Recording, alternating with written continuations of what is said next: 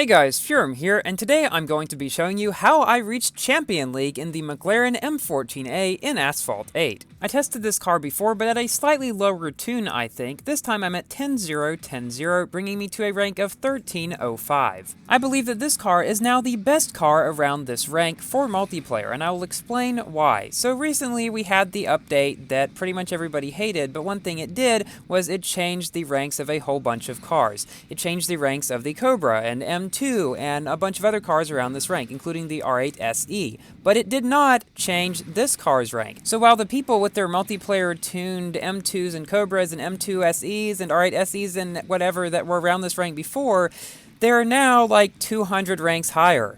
But this car was unaffected, and I'm not entirely sure why, but now it is, I believe, the fastest car at this rank. Goes 246 miles per hour.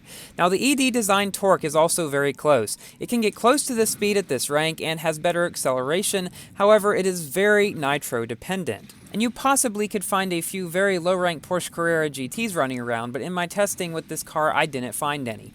Most of the people around this rank who were using this car were actually in High Pro League or Champion League, so yes, it's not just me that has been able to do this.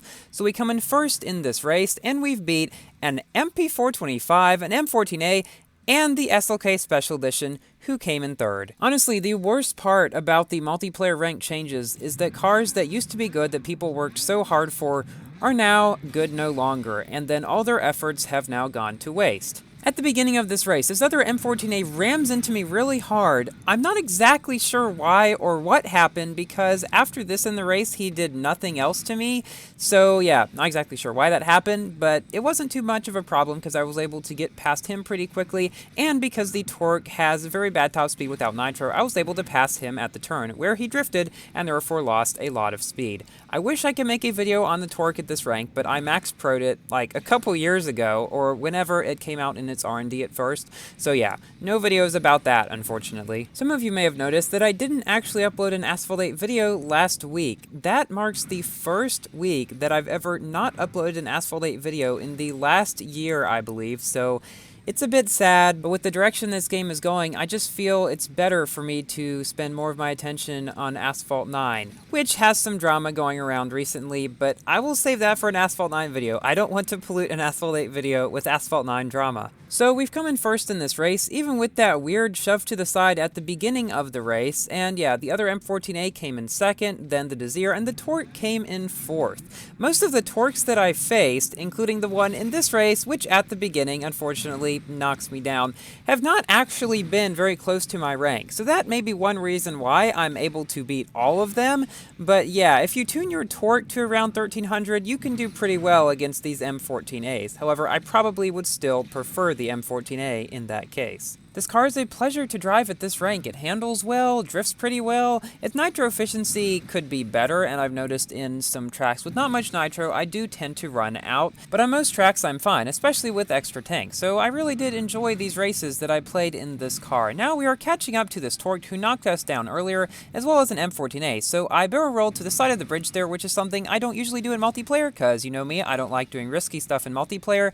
But it did allow me to get ahead of those two people, and I've done that enough that it's not as risky for me anymore, and so I was willing to chance it.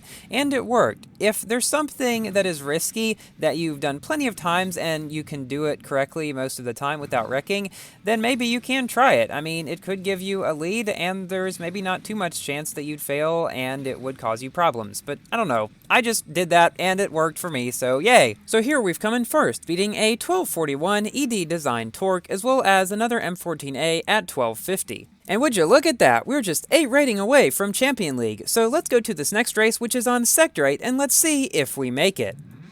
Now in this race, we're actually facing the same 1241 ED Design Torque as in the previous race, as well as a member of Purple Team who is named Sean Z in the game. It's always fun to race people in my community. Now, I had not actually played on Sector 8 Reverse for quite a while, so yeah, that's why I was a bit, clunky getting around it, let's just say, but I was pretty sure I was faster, so I decided to use all the speed tricks I knew, jumping up here and then jumping up there, but then I land on him and he doesn't get knocked down, then I'm forced all the way to to the right, causing me to go into this wormhole, which slows me down, putting me even further back. Never go in there with like any car. Even if you have low nitro, it's better to go down below and just get nitro later, because you lose quite a bit of time. Maybe if you're in the Renault Desire, the Ford F-150, and you're running low on nitro, maybe it's good.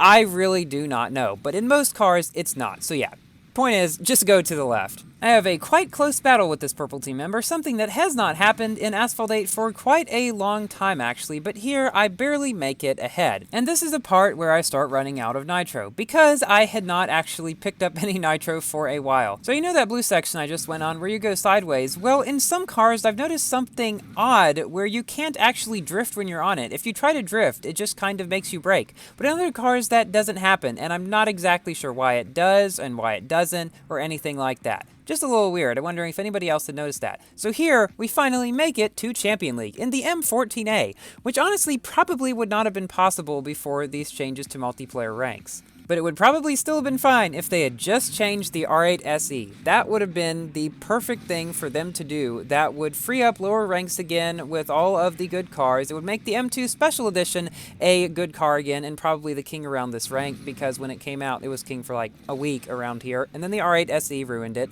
So yes, if they've just made that car, maybe just on par with the M2 SE or somewhere around there at lower rank, still very good, so the people would still have a very good car out of it, but then this rank would have been more freed up, and at higher ranks, the R8 SE is overshadowed by cars like the Carrera GT and SLK-SE, where it can still put up a good fight. That, I think, would have been the best way to deal with that issue. In this race, we're facing 3 other M14As. The one that is right next to me right now, or just in front of me, I should say, is another 1305 one. The other ones are 1284, and then we have a 1263 one. This also was an extremely close battle, just like the previous race. I thought it was a little weird how he blinked right when I was just behind him, and then didn't blink at all in the rest of the race. Well, there he just did. He probably just has sort of a bad internet connection. But yeah, around that turn, and after taking that force barrel, I do manage to get ahead of him. Now, you have to remember, he is just as fast as us, so I'm not going to be pulling away by just normal driving. So I decided to just try to get as much nitro I could, do the speed tricks I could, and try to inch ahead, because any little mistake I made would cause him to inch ahead. You really got to think that way when you're facing people in the exact same car as you. So a lot of you are wondering, assuming they don't change the ranks of the cars back, which honestly I don't think they will at this point, what are the new best cars at different ranks? So down below, at the very bottom, I would say the Desire, then the 959, this car and the Torque probably pretty close to each other, then the Carrera GT above, followed by the Apollo IE above 1600, and the X2 at Max Pro.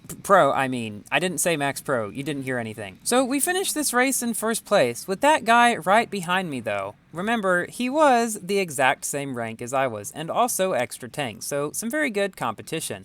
Now, in this final race, we've got the purple team member again, as well as another M14A at 1305 rank, and something really, really weird. A BMW i8 Coupe.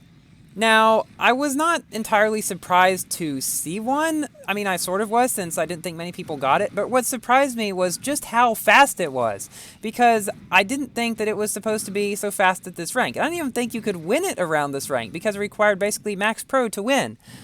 Well, it was actually at a rank of 1497. Somehow, even though I was risking points in this race, and back there I tried to do a little force barrel, but it didn't work. Thankfully, it didn't wreck me. Anyway, yeah, I was at 100% risk, but somehow I managed to face somebody who was 192 rank above me. I'm not exactly sure how, but that happened, and so he was just crazy fast and blew everything away.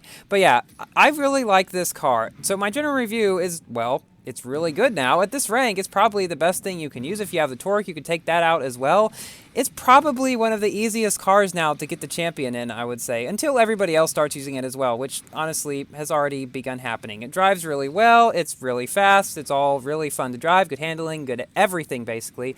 So yes, we come in second in this race, but first in all the other ones, so forget about this one. Thank you all so much for watching. Please like the video if you've enjoyed, and consider subscribing for more Asphalt 8 and 9 content. And I will see you in my next video. Goodbye!